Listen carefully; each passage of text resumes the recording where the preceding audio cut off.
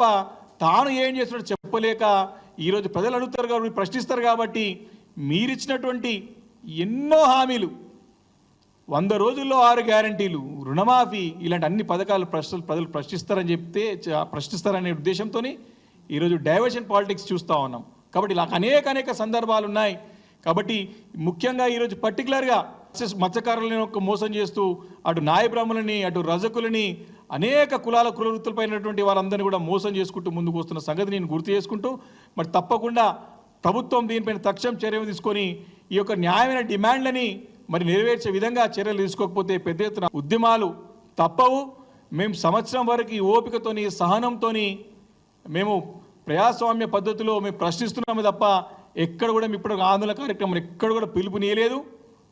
TRS party నుంచి కూడా చాలా సమన్వయంతో చాలా ఓపికతోని సహనంతో మీరు ఎన్ని తిట్లు తిట్టినా మేము ప్రజల పక్షాన నుండి ప్రజల గొంతుకై ప్రశ్నిస్తున్నాం తప్ప ఇప్పుడు కూడా ఎక్కడో పోరాటాలు కూడా మేము ఉద్యమాలకు కూడా ఇంకా పిలుపునివ్వలేదు.